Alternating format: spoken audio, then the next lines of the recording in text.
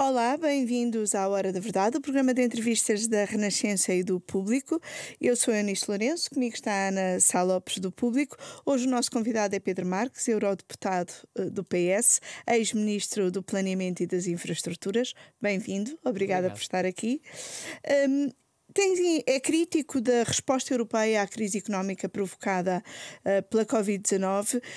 Considera que é uma resposta que está a ser dada muito abaixo daquela que é, por exemplo, dada nos Estados Unidos, onde Joe Biden, tal como Trump já tinha feito, está a entregar cheques diretamente às famílias. Tem alguma esperança de que algo semelhante venha a acontecer na Europa? Bem, em primeiro lugar, é um gosto regressar mais ou menos 2 anos depois a conversar convosco e fazermos um bocadinho, se quisermos, um balanço de 2 anos do projeto europeu e deste mandato. É mesmo um gosto, obrigado pelo convite. Ahm, Vamos ver, a resposta europeia. Primeiro tem que se dizer que tivemos momentos históricos, em particular certamente a questão da mutualização da dívida, mas também a decisão do aumento do orçamento europeu e dos recursos próprios. Portanto, ou seja, que para as pessoas perceberem, no fundo é a ideia de que algumas das receitas que se cobram ao nível europeu, as taxas sobre os gigantes do digital ou alguns dos impostos ambientais poderem ser receita europeia e depois haver então uma dívida emitida em comum. Isto é muito importante, debatia-se há muitos anos, defendíamos-lo há muitos anos contra outras opiniões na Europa e finalmente foi aprovado. Qual é o problema do meu ponto de vista nisso? É que está a demorar muito tempo a chegar ao terreno. Mesmo países como Portugal, que está na linha da frente, foi o primeiro a entregar o plano de recuperação a nível europeu e provavelmente será um dos primeiros 2 ou 3 a ter esse plano aprovado. Gostaria eu ainda neste próximo mês. Mesmo Portugal dizia, ainda não viu esses recursos, esse dinheiro europeu da bazuca ainda não chegou cá a Portugal, porque o processo europeu é muito lento e, sobretudo, quando chega para uma dimensão de mudança estrutural que faz falta, a tal descarbonização, a digitalização, a resiliência do país, a melhoria até do Serviço Nacional de Saúde, portanto, tudo muito importante, certamente, mas faltou a dimensão da urgência que os americanos, como disse bem, implementaram. E é isso que eu defendo. Acho que a Europa devia fazer a parte da urgência, como é normal, primeiro tratava da parte da urgência e depois então tinha a E tal como é parte que de mudança seria estrutural. esse tratamento Isso da parte da aconteceu aqui na urgência? Europa um bocadinho com dinheiro dos orçamentos nacionais, mas não tem comparação com o que os americanos fizeram. Os americanos fizeram eu diria, com cada vez que fizeram uma entrega de um cheque desses às famílias americanas, fizeram provavelmente o que vai fazer a bazuca. Portanto, ou melhor, os 3 cheques no conjunto, melhor dito, fazem tudo o que a bazuca fará e depois ainda vem o plano do presidente Biden, em cima um novo plano então para a transformação estrutural que está agora a ser preparado para a implementação. Mas primeiro trataram da urgência. Portanto, a minha proposta, que gostaria que continuasse a ser debatida e, repare, eu vejo responsáveis do Banco Central Europeu, como vejo o Presidente Macron em Conselhos Europeus a dizer a resposta europeia provavelmente tem que ser vitaminada, tem que ser acrescentada. E o que eu acho é que, de facto, a Europa demora demasiado tempo a decidir e a implementar, infelizmente, e são alguns dos problemas do processo europeu, e neste caso em particular, a Europa, o orçamento europeu devia ter apoiado os Estados-membros, ou devia ainda apoiar os Estados-membros nessa dimensão de recuperação urgente. Eu, no meu caso, defendo a entrega, como fizeram os americanos 3 vezes, eu defendo que pelo menos fizéssemos uma entrega direta às famílias, um tal cheque que falei de 1.000 euros às famílias europeias, aos idosos, aos desempregados e às famílias com crianças, para darmos um primeiro impulso económico, uma vez que o Banco Central Europeu já está numa fase em que, quer dizer, fez muito nesta recuperação desta crise, fez tanto como a Fed americana, como o Banco Central americano, mas há limites para o que pode fazer, Mas então alguma também tem vez que haver resposta dos a próprios Holanda, governos, apoiada pela Europa. doutor, alguma vez a Holanda, a Alemanha ou a Áustria aceitariam uma ideia dessas? Repare, O há de haver problema da um dia... Europa é que é aquele bicho Oh, com Ana, 27 cabeças. quando discutimos há 2 anos atrás estes temas, se calhar quando falávamos e quando eu defendia os tais receitas europeias, as taxas europeias, as receitas próprias europeias, a mutualização da dívida, se calhar também me diziam, mas isso alguma vez vai ser aceito pelos alemães. E na verdade já aprovámos e já estamos a implementar. Portanto, vamos lá ver, esta crise teve uma fase muito dura, digamos, de resposta inicial, dura para as famílias, certamente, para as pessoas, as consequências de saúde brutais que teve, e dura no sentido de as pessoas terem que ficar em casa, fechadas, e os seus ordenados reduzidos, ou algumas delas, perdendo os empregos. Aí os Estados nacionais, o governo português andou bem.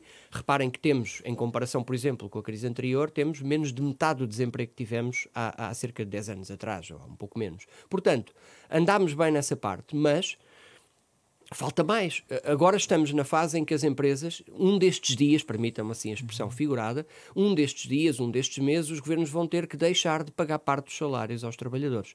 E nessa altura os empresários vão decidir com quantos trabalhadores continuam. E essa altura é aquela em que eu defendo que a resposta de emergência europeia devia acontecer. Talvez aí, nessa altura, a Europa possa pensar em avançar mais.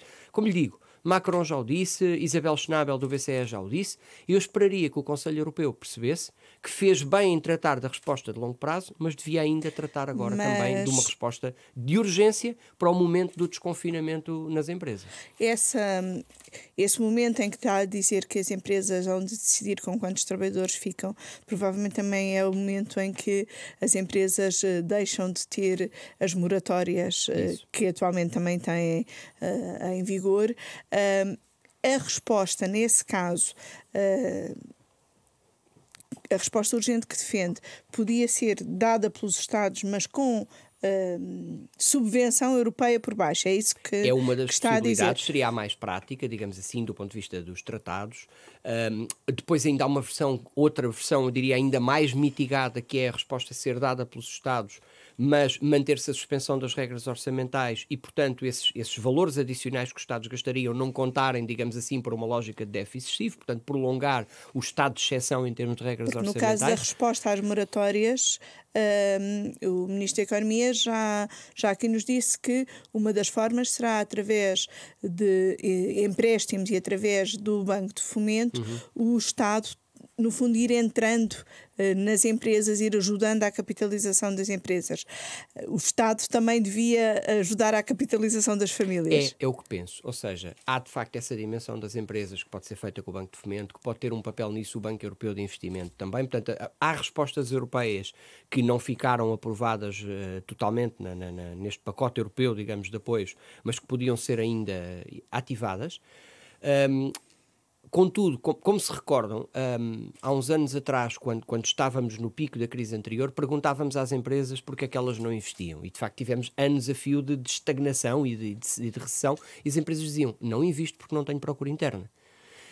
E o meu argumento é esse, ou seja, sim, as empresas têm que continuar a ter aqui um apoio às suas contas para conseguirem prolongar a sua situação de tesouraria, mas têm que ter procura. E então é aí que eu argumento com a ideia da resposta, que repare, foi feita por 2 presidentes americanos, um primeiro muito criticável, que nós todos criticámos sucessivamente por um conjunto de razões, mas os dois, o presidente atual e o anterior, os dois implementaram esta solução. Os países e, portanto, não europeus, é propriamente nenhuma coisa absurda que aqui alguém está a lembrar. Os países europeus têm optado por medidas como a que o Governo lançou esta semana do e-voucher, ou seja, através de impostos que se vão acumulando, depois isso ser um estímulo ao consumo.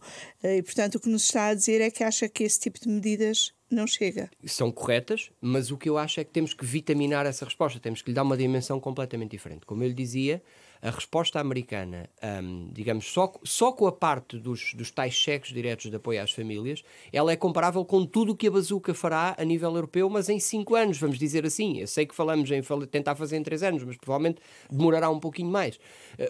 E o problema, como digo, é agora. É a resposta europeia, como digo, à tal altura em que os empresários decidirão quantos empregos mantêm. Esse é o meu argumento.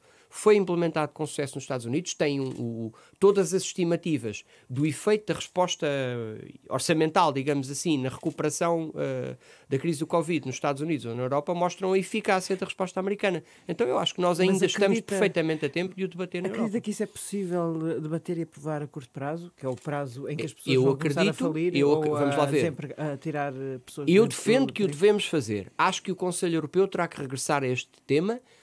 Se de facto, no momento em que começar esta questão das moratórias e no momento em que as empresas deixarem de ter o apoio através dos layoffs aos salários, se começarmos a perceber que há aqui um aumento do desemprego, eu acredito que o Conselho Europeu vai ter que debater esse tema. Eu, de facto, sei que temos agora a evidência de uma resposta que funcionou. Sei que o podemos fazer, como vos referi há pouco, de uma forma mais exigente, mais ambiciosa, que é aquela em que há mesmo transferências do orçamento comunitário para os Estados-membros, e também sei que pode ser implementado na mesma lógica do que fizemos no ano passado, com as medidas de curto prazo, que é, sim, podem fazer, não há déficit excessivo por mais um período de tempo, E bom, mas o problema disso é que fica dentro das dívidas públicas nacionais. Mesmo com as taxas de juros tão baixas como estão, eu diria, seria saudável que a resposta fosse europeia e não nacional, porque no fim das contas teremos essa dívida a carregar sobre o nosso futuro. Mas se fosse uma resposta europeia, obrigava a alterar os planos de recuperação e resiliência, certo? Porventura, ou teríamos que criar um instrumento paralelo, digamos assim, ao que criámos e porventura aumentar a dotação de recursos próprios, ou prolongar no tempo o reembolso desses recursos próprios, é outra forma de o fazer, ou como dizem muito bem, alterar os planos de recuperação, seria também uma possibilidade. Mas tendo em conta que nem todos os não países é uma questão técnica, aprovaram... percebe? Há soluções políticas que podem ser escolhidas, podem ser mobilizadas entre o aumento dos recursos próprios europeus para o efeito. Foi o que os americanos fizeram. Pediram mais recursos, digamos assim, emitiram mais dívida, permita-me a expressão, e com isso financiaram essa resposta. Entre essa possibilidade do aumento dos recursos europeus, a possibilidade de alterar os planos de recuperação já aprovados e, no fundo, carregar mais sobre a dimensão de resposta urgente e menos na resposta estrutural. Ou então utilizar, de facto, os orçamentos nacionais e a flexibilidade das regras orçamentais europeias. Todas estas possibilidades funcionariam. Portanto, é uma questão política, é uma questão de, no momento em que sentirmos essa pressão sobre o emprego, como volto a dizer, respondemos bem na Europa à questão do emprego. Respondemos muito bem à questão aqui em Portugal, mesmo se haja tanta gente que ficou desempregada ou com salários mais baixos, é completamente incomparável com o que nos aconteceu em 2012, 2013, onde o desemprego chegou aos 17% e agora estará nos 7% e qualquer coisa. Portanto, eu acho que fizemos bem no primeiro ano.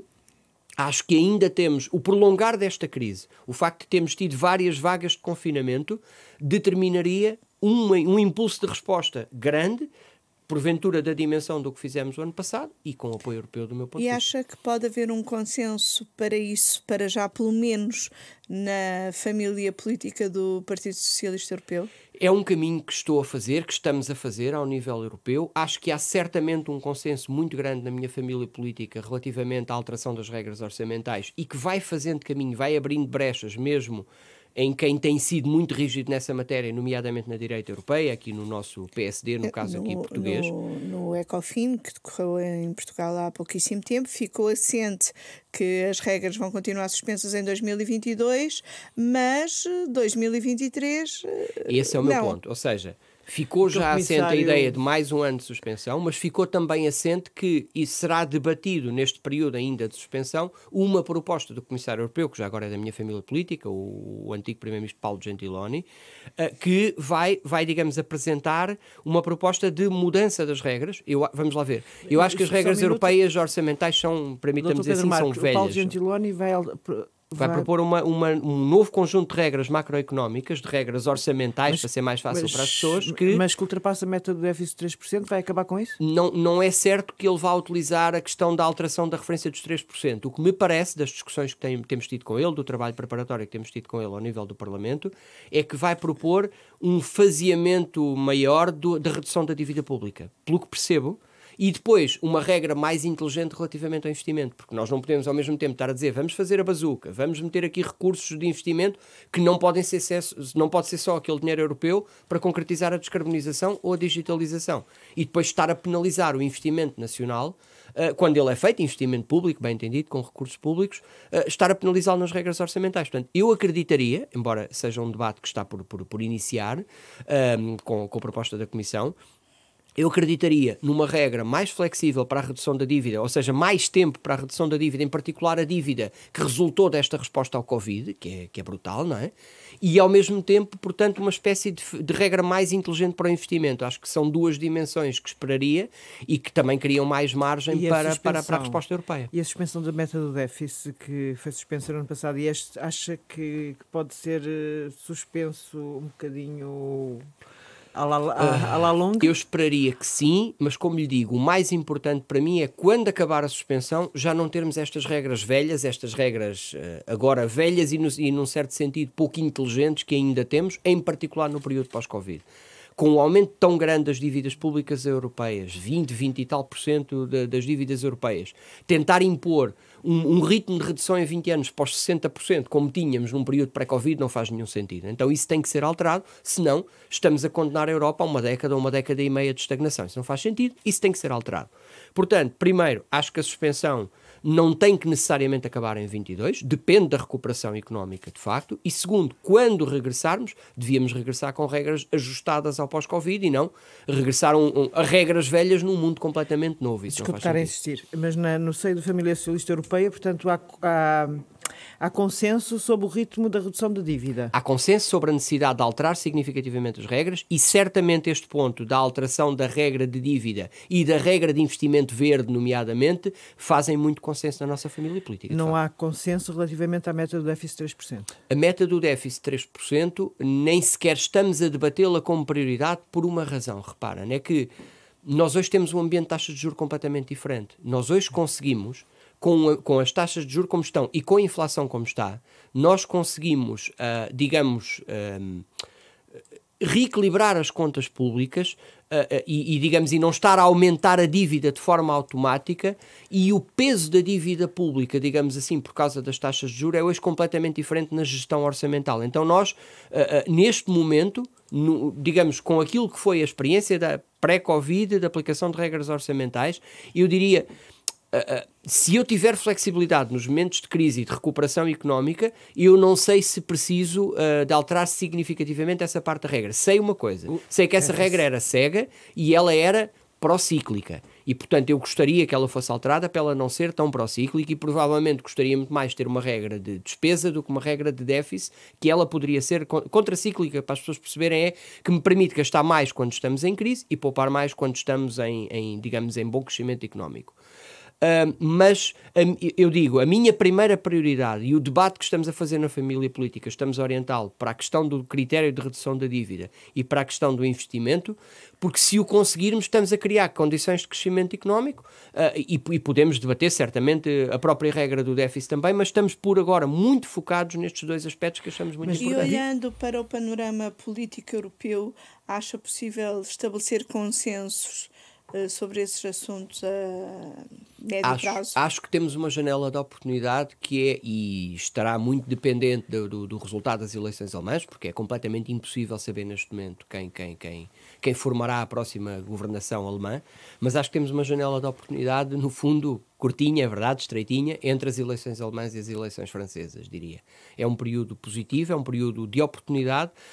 Tínhamos nós, do lado da Alemanha, no seu novo governo, alguém que mantenha, como por exemplo, o nosso candidato, Olaf Scholz, essa perspectiva de mais Europa e de uma resposta europeia à crise. Há quem diga que a Alemanha mudou um bocadinho por causa do Olaf Scholz estar nas finanças também. De facto, foi impressionante. Eu tive a oportunidade de estar com o Olaf Scholz em Berlim, antes de começar o Covid, cerca de um mês antes. Tivemos uma reunião em Berlim dos ministros das Finanças da nossa família política, onde eu participei pelo lado do Parlamento Europeu e do nosso Partido Europeu, e sei o que eu vi, digamos assim, é reservado, mas sei o que eu vi, e sei o que passei a ouvir do Olaf Scholz a seguir. O Olaf Scholz teve uma capacidade de percepção da importância da resposta europeia à crise impressionante.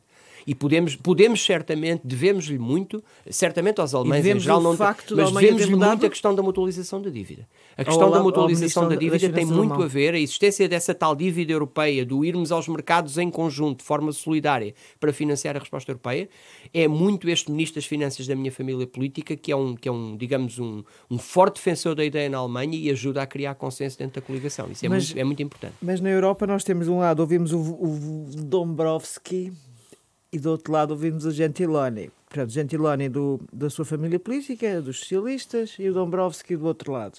Há bocado disse que estava convencido que era possível convencer os partidos da direita europeia desta alteração da regra das dívidas. Eu estou a repetir a pergunta da Eunice. Basicamente. Acha possível mesmo convencer... Vamos lá ver, nós vamos tendo muitos debates no Parlamento Europeu e vamos ouvindo os comissários, etc. E sim, é verdade que temos dentro da família do PPE, da direita europeia, do PSD, temos muito mais resistência a esta ideia de mudança das regras orçamentais, mas começa a haver alguma percepção de que pelo menos esta dívida do período Covid não pode ter o mesmo tipo de consideração. Porque é fácil perceber, se nós imaginemos que partimos de uma situação em que temos, vamos lá dizer, 80% da dívida e temos que reduzir para 60% em 20 anos.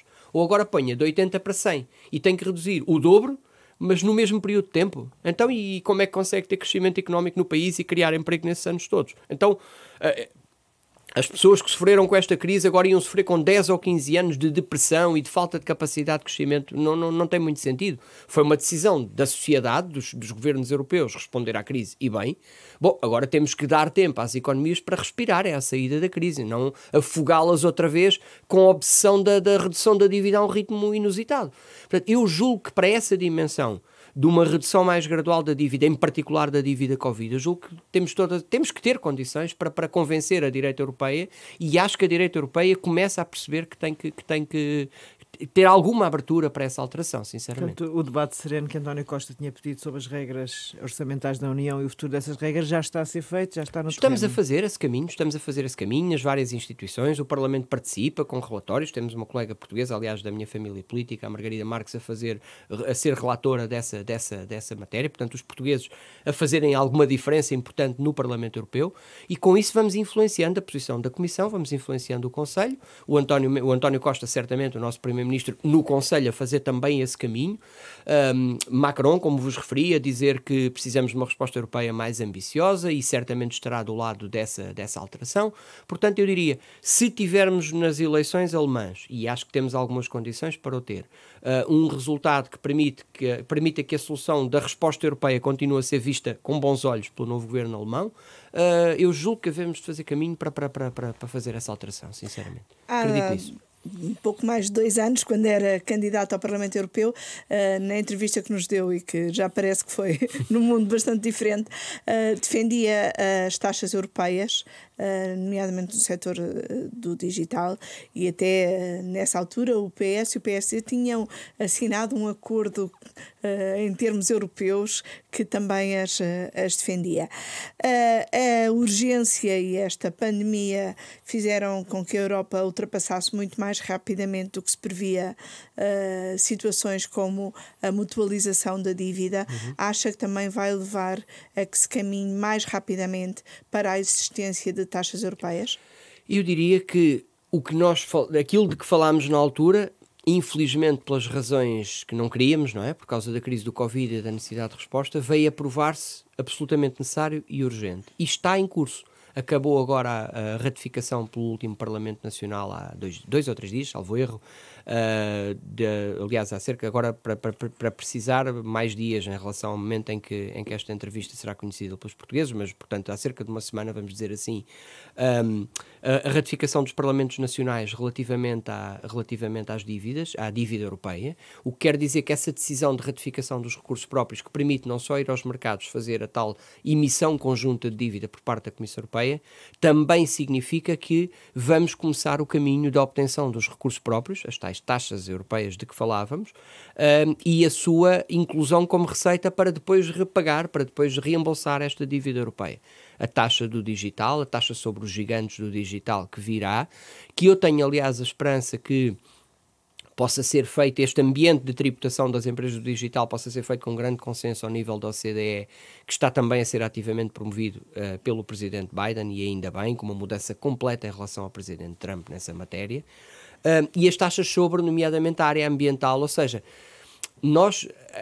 essa é uma das áreas que trabalho no Parlamento Europeu, estou a ser agora mesmo relator de um dos nossos relatórios sobre a sustentabilidade da tributação na Europa, e fica claro, e parece-me que vamos ter consenso, de que a tributação tem que ir em direção às chamadas externalidades, ou seja, aos efeitos negativos da poluição, e tem que se deslocar um pouco da tributação do trabalho. Temos que conseguir sair da tributação do trabalho mais em direção a essa tributação dos efeitos negativos da poluição. E também, obviamente, combatendo as desigualdades que também se acentuaram nesta crise. Foi um dos problemas também identificados aqui no fim da reunião do Ecofin, que não se pode tributar de maneira a que depois as empresas saiam e a Europa continua a consumir produtos produzidos noutros sítios com elevadas taxas e é o que estamos a tentar fazer poluição. Portanto, essa tal formatação, daqui a poucas semanas conheceremos a proposta da Comissão, que eles chamam Fit for 55, que é preparados para reduzir 55% as emissões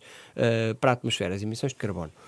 e vai ter uma dimensão de tributação, que é essa de, exatamente, não só no ambiente interno, com um sistema de tributação que penaliza, que obriga a pagar o preço do carbono produzido, mas como disse muito bem, para garantir que depois não estamos como que a importar carbono de produções com muita poluição no exterior, com essa barreira que chamamos o mecanismo de ajustamento na fronteira europeia, digamos, do preço do carbono na fronteira, para não estarmos a importar carbono apenas porque a produção fica mais barata por ser ambientalmente mais negativa no exterior. Então, esse pacote global está para chegar e o que está previsto é que parte dessas receitas que daí decorram seja também canalizada para recursos próprios europeus, também para o tal reembolso de dívida. Portanto, aquilo de que falávamos na altura tornou-se absolutamente necessário, está no terreno e está no terreno, como digo, infelizmente, se calhar mais depressa do que até antecipávamos na nossa conversa de então, neste caso não por boas razões, mas é certo que o projeto europeu tem sido feito também, por um lado, de pequenos passos e às vezes de passos maiores em resposta à crise, e foi o caso desta situação do Covid. Acha que a sua proposta anunciada na Cimeira Social do Porto para retirar 5 milhões de crianças da pobreza, dando 150 euros por mês a cada família, pode ser aprovada e posta em prática? Ou arrisca-se a ser só a ambição de sonhar que disse no seu discurso? Eu gostava que ela fizesse caminho. Reconheço que não é fácil, pela razão que há pouco identificou, porque alguns países faz-lhes um pouco confusão esta ideia de transferências europeias e em particular diretas para as famílias, mas ela também pode ser implementada de uma forma que tal não tenha que acontecer, através de um fundo europeu que apoie os orçamentos nacionais na implementação da proposta. Já o fizemos com outras áreas, já fizemos esse tipo de fundos em que o orçamento europeu, por exemplo, dá €1 por cada euro que os orçamentos nacionais põem numa determinada área. Portanto, isto é tudo perfeitamente possível. E os valores que estão em causa não são nada de significativo face ao tamanho da bazuca.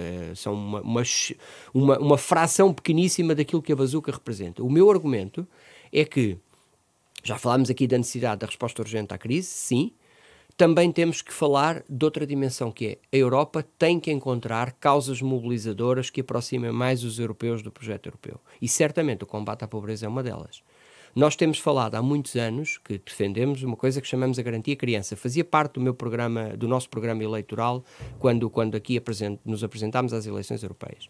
A Garantia Criança tem dimensões corretas de resposta na educação, nas creches, na saúde das crianças. Do meu ponto de vista, isto é tudo positivo, mas o que acho é que temos que fazer o resto do caminho. Nós não vamos conseguir alterar significativamente a situação desses 5 milhões de crianças que ainda estão em pobreza extrema na Europa se não transferirmos alguns recursos para as suas famílias. Neste caso estamos a falar de uma espécie de um abono de família adicional que, com 150 euros por mês, que é a chamada linha de pobreza extrema europeia, para simplificar, é o valor de referência da pobreza extrema europeia, nós podemos fazer uma diferença enorme na vida dessas crianças em pobreza severa. E é o que eu defendo. E não são só crianças, ao contrário do que se possa pensar, da Bulgária, da Roménia ou até de Portugal. Não. Como este é um instrumento que depende, ele vai ter em conta as desigualdades em cada país. Ele vai considerar, da maneira como o concebi, se há crianças que estão na situação de pobreza severa, mas também por referência à situação do próprio país onde vivem. Porque o custo de vida é maior, etc. E, portanto, temos que calcular e comparar com a situação do seu próprio país. Então vai apanhar e vai abranger muitas crianças alemãs, francesas, espanholas, italianas, para onde, aliás, dirigiria provavelmente cerca de metade, só para estes países que eu falei, mais de metade das transferências deste instrumento. Portanto, não é propriamente a ideia dos holandeses e os alemães a pagarem para os pobres, permitam uma expressão, do sul da Europa ou do leste. Então é um instrumento de redução da severidade da pobreza em todos os países europeus, da pobreza das crianças, e que eu argumento assim: se a Europa está preocupada disto serem tudo competências nacionais, de que não tem que se meter nas competências nacionais, eu argumento ao contrário e digo assim: se a Europa não tivesse que intervir nesta situação, a pobreza severa das crianças europeias já tinha sido resolvida pelos Estados-membros. Então eu acho que a Europa pode fazer. Pode fazer, como digo, é uma fração daquilo que definimos como a tal bazuca europeia, e acho que a Europa, se o fizer, está a encontrar uma causa extraordinária para dizer aos europeus que pode fazer diferença onde as coisas mais doem, que é na pobreza das crianças. Quando é que isso vai ser a votos, portanto? Repare, nós estamos agora a debater ao nível europeu a tal garantia da criança, a garantia criança, chamemos assim. O que eu estou a fazer, do meu lado, enquanto deputado europeu, conheço as minhas limitações, tenho que saber onde estou, por um lado, obviamente, a trabalhar no contexto da minha família política, já apresentei a ideia ao comissário Nicolas Schmit, já a apresentei no meu grupo, à minha líder, que a acolheu positivamente, Eu espero, por um lado, conseguir que, digamos, esta ideia faça caminho no contexto da tal garantia criança e depois vá fazendo caminho até ao Conselho Europeu ou num contexto de revisão do Orçamento Europeu destes 7 anos, ou, no limite, se tiver que ser num próximo Orçamento Europeu, ela já faça parte das prioridades. Eu devo dizer que acho que o acordo relativo ao Fundo Social Europeu para os próximos 7 anos, para estes que estão agora a começar, já devia ter incluído recursos financeiros concretos para o combate à pobreza das crianças. Fez-se um acordo importante para o Fundo Social Europeu, mas não se criou uma gaveta, digamos assim, para a pobreza das crianças, para a garantia criança, uma gaveta específica. E é o que defendo e acho que ainda vamos perfeitamente a tempo de o fazer no contexto da implementação deste Orçamento Europeu. Deixe-me pegar aí numa expressão que usou, que foi: tenho de saber exatamente onde estou. E está como deputado no Parlamento Europeu. Há 2 anos falava-se muito de ser comissário. Deixe-me perguntar-lhe se, por um lado, se sente desiludido por não estar na Comissão e, por outro lado, se sente que no Parlamento Europeu tem poder para mudar as políticas europeias. Bom, conhecem-me e conhecem a minha vida política. Tenho sido uma pessoa, um político que tem feito sobretudo a sua carreira do lado executivo e, portanto, acho que agora com esta distância não tenho nenhum problema de dizer que foi um orgulho enorme ter sido uma das 2 pessoas que foi considerada como possível comissário português. Fez também, digamos, um bocadinho um culminar de um percurso que tinha desenvolvido aqui em Portugal e no governo português, e a confiança do Primeiro-Ministro e do governo português para me indicar como uma dessas 2 pessoas. Isso orgulhou-me, evidentemente. Estou satisfeitíssimo com o trabalho da nossa comissária, antecipando eventualmente alguma pergunta sobre isso. A Elisa Ferreira é uma extraordinária comissária, uma pessoa com um currículo impressionante, uma grande mulher da política europeia, portanto, nesse sentido, está a representar muito bem o nosso país. Mas ainda gostava de vir a ser comissário europeu? Estando no Parlamento Europeu, já lhe disse que tenho o meu trabalho e tenho o meu percurso em funções executivas que muito prezo e que me estimulou sempre muito. E também mas a mudança para funções não executivas... Não, mas repara, é isso que eu ia dizer. Eu já tinha tido essa experiência, felizmente, no Parlamento Nacional, já tinha sido deputado no nosso Parlamento, com funções, acho que importantes, no período da Troika, na oposição. Tínhamos estado, digamos, na fiscalização da implementação por Passos Coelho, aquela implementação desgraçada do programa mais troiquista que a Troika, se bem se recordam. E, portanto, dizer-vos que, com certeza, tive que construir ou reconstruir um percurso no Parlamento Europeu, porque, naturalmente, numa fase inicial, não tive funções, digamos, de maior significado que me permitissem mudar mais as coisas.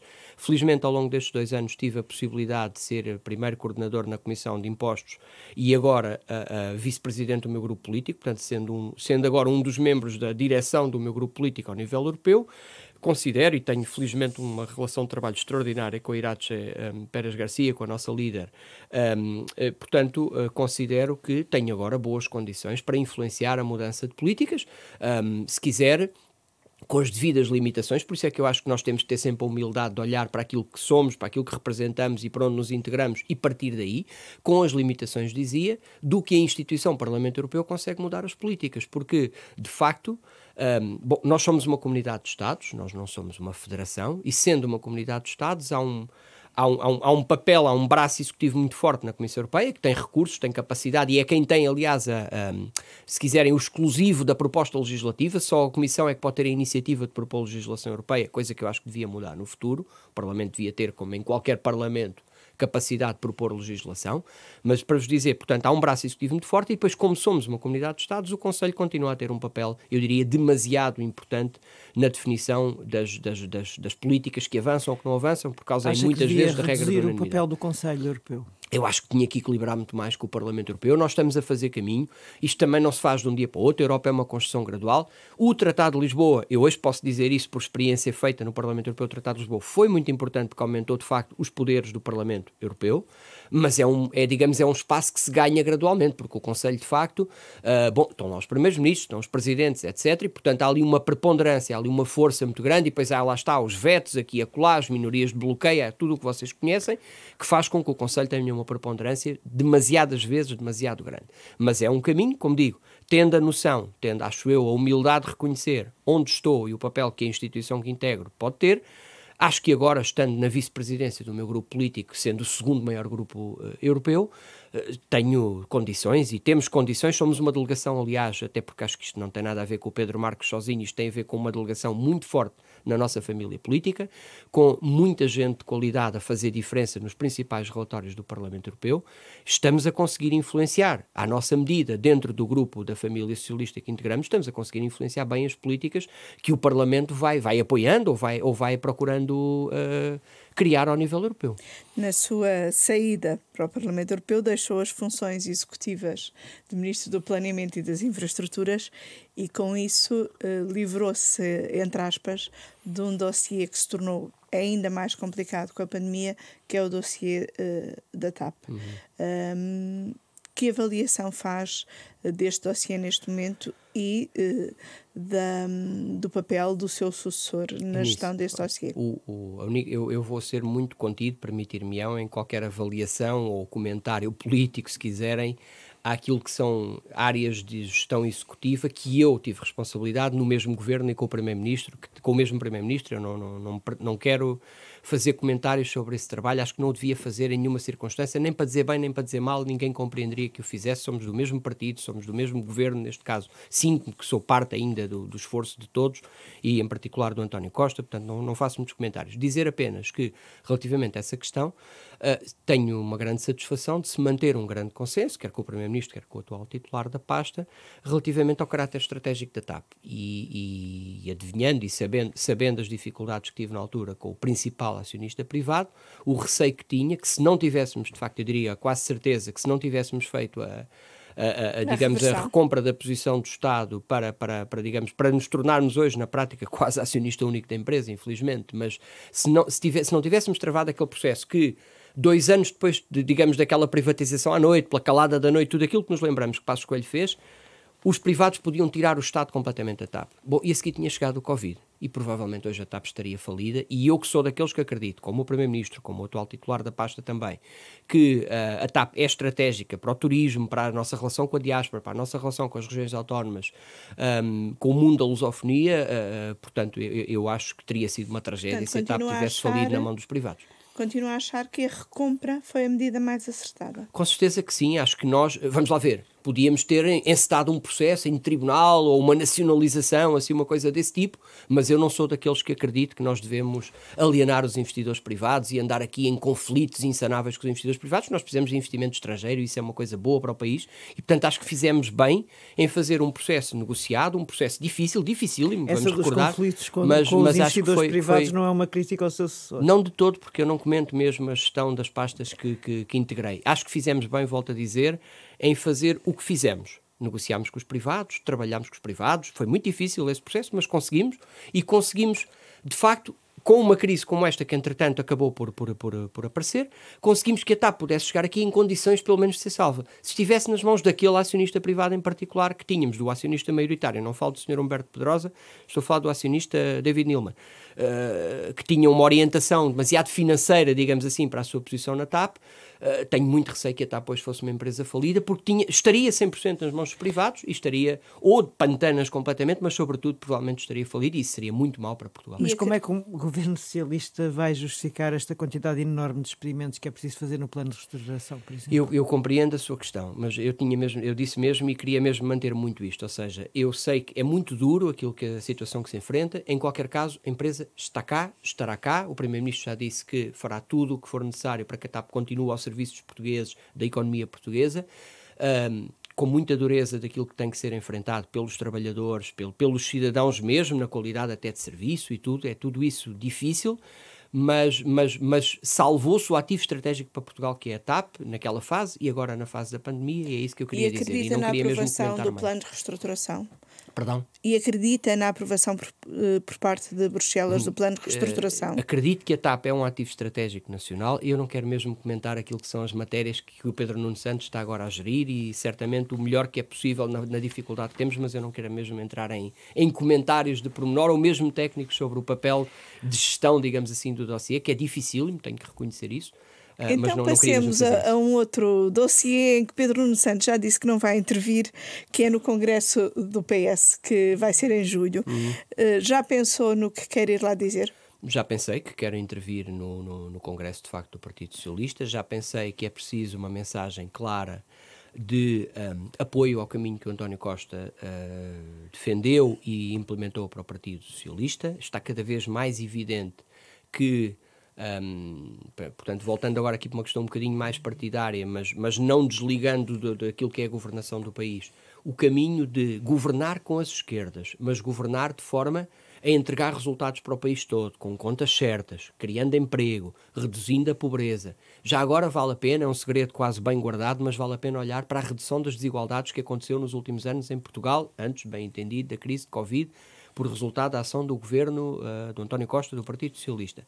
Eu dizia, essa opção de governar com as esquerdas, com a esquerda, desbloquear o arco parlamentar, mas continuar a entregar resultados que a população em geral, que o centrão ou o centro, como lhe quiserem chamar, reconheceu como positivos, foi o caminho certo. E o que quererei dizer é certamente que o PS tem no António Costa e tem nos autarcas socialistas, porque este é um congresso muito marcado pelas eleições autárquicas deste ano, tem um ativo enorme na resposta a esta pandemia e na reconstrução do país pós-pandemia. Falou do centro, que o centro reconhece como úteis. Uma moção do líder parece que defende a reedição da geringonça, que o próprio António Costa recusou reeditar a seguir às legislativas, quando fez uma campanha exatamente voltada para esse centro. Acha que ainda se vai a tempo de reeditar esta geringonça? Acha que há condições de diálogo com o Bloco de Esquerda, que votou contra o último orçamento e que parece mais ou menos divorciado, embora o Primeiro-Ministro acredite em casamentos a seguir a divórcios? Bem, o que eu acho, desde logo, é que hoje é praticamente impossível falar com a direita. Mesmo eu, que negociei em nome do governo um mesmo acordo... com a direita que diz que não é direita? Certo, mesmo com a direita que diz que não é direita, quer dizer, essa direita... Ou seja, com o PSD. A direita de Rui Rio, que diz essas coisas, que disse essas coisas quando chegou e que negociou connosco, volto a dizer, eu negociei em nome do governo na altura um acordo importante com Rui Rio relativamente aos objetivos estratégicos precisamente para o novo quadro comunitário, etc. Portanto, negociou connosco, fez ali um ensaio, digamos, de tentativa de recentrar o PSD, mas depois claudicou completamente. Bom, é certo que não lhe pusemos a vida fácil do nosso lado, porque entregámos resultados, porque a população reconheceu que estávamos a governar bem do lado do Partido Socialista, mas Rui Rio claudicou. Rui Rio, perante o populismo, perante a xenofobia, perante a extrema-direita, vendo, digamos, essa extrema-direita a crescer, a ter resultados significativos, agora até, infelizmente, nas presidenciais, bom, Rui Rio aproximou-se. Rui Rio faz um acordo tático apenas para ir arranjar o poder a qualquer preço nos Açores, um acordo que inclui, digamos, o apoio do Chega.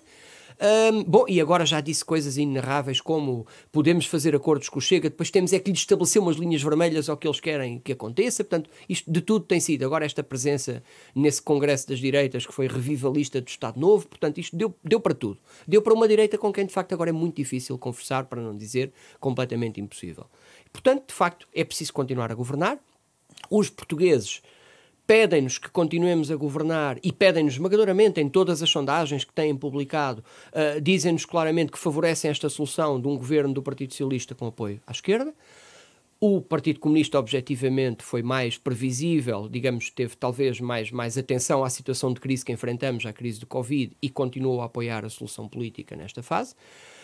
Acho que tem feito bem o seu papel, nomeadamente agora nesta questão de ser exigente com a execução do Orçamento de Estado. Muito bem, sim senhor, é assim, as medidas estão aprovadas, são para implementar corretamente.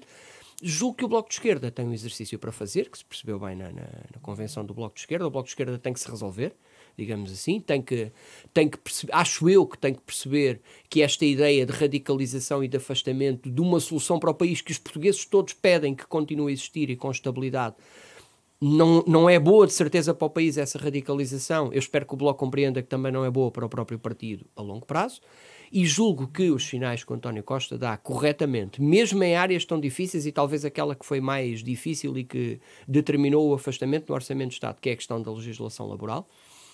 Espero que o Bloco de Esquerda reconheça que, com o tipo de mercado de trabalho que temos em Portugal, em que o nível de desproteção mais significativo está verdadeiramente nos jovens, nos trabalhadores das tais plataformas digitais. É aí que as pessoas hoje têm condições de trabalho muito difíceis. E foi também aí, curiosamente, que ao longo da legislatura da geringonça, digamos, foi aí que se conseguiram ganhos muito significativos na questão dos contratos a prazo, dos motivos para contratar a prazo, etc. Portanto, houve alterações importantíssimas, já para não falar dos salários mínimos e tudo isso. Foram os trabalhadores mais frágeis que foram mais beneficiados, digamos assim, em particular os jovens, pela governação da geringonça em matéria de legislação laboral. E são outra vez esses trabalhadores, do meu ponto de vista, que têm agora que ser apoiados. Portanto, isso nomeadamente com aquilo que a moção do António Costa fala, que há pouco referimos, que é a questão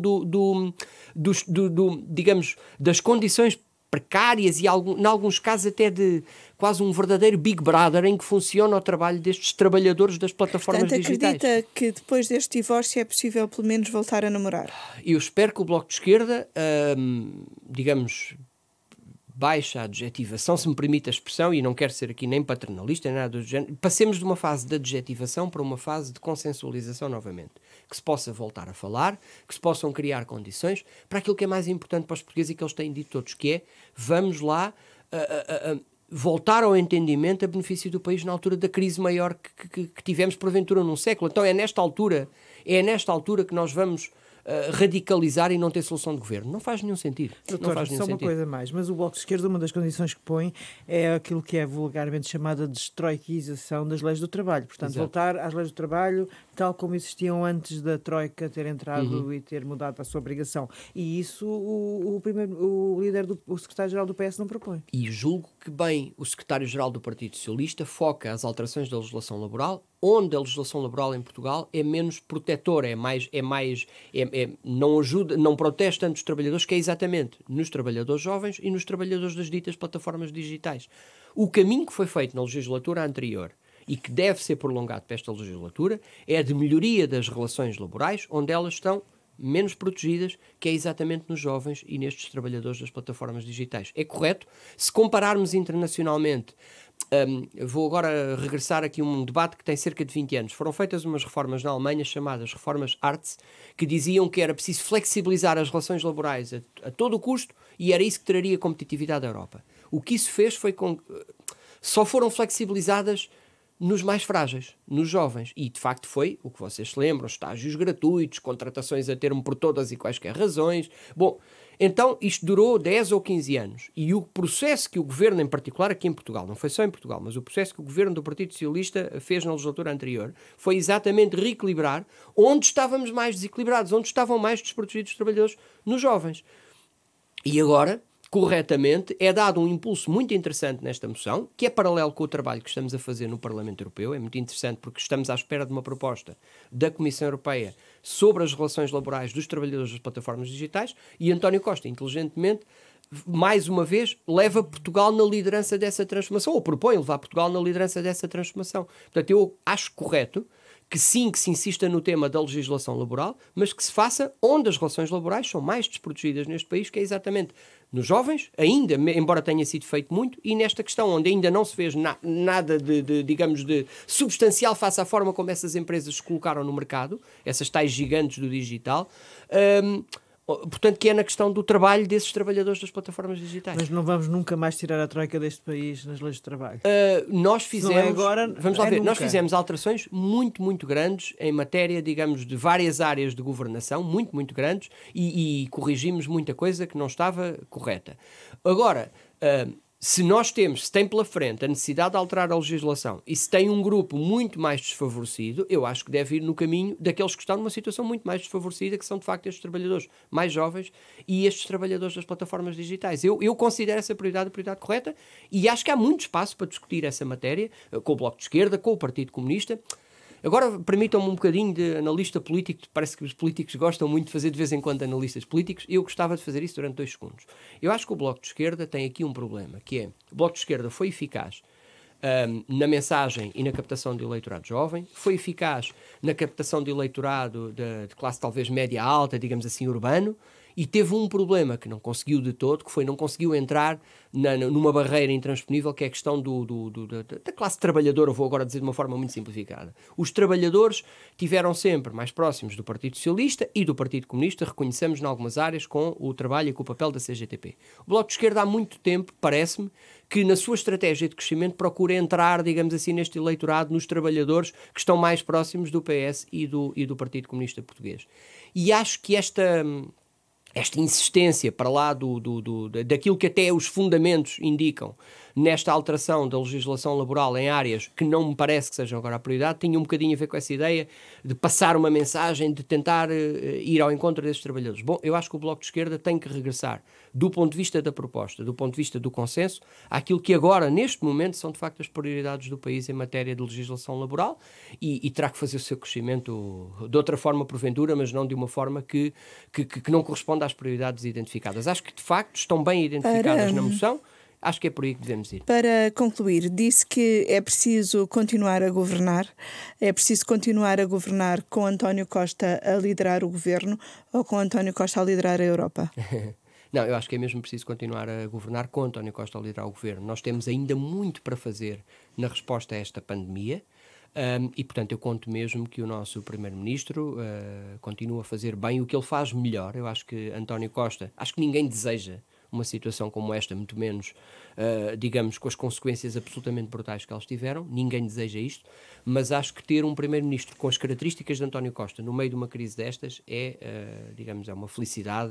Dentro de uma desgraça destas, ter um Primeiro-Ministro que de facto, é onde António Costa, como é que se diz, atinge um patamar mais elevado. António Costa é uma pessoa que consegue, com a serenidade que tem, com a capacidade que tem de responder às crises, com boas soluções para os problemas, com soluções, digamos, que não têm que dar resultados todos amanhã, mas vão dando os seus resultados. António Costa é bom nesta área, é mesmo bom a fazer esta gestão de crises como tem estado a fazer, e tem-nos estado a fazer de uma forma que compara muito bem a nível europeu, como nós podemos ver. E é por isso que se fala tanto portanto, de ele ir para um cargo europeu?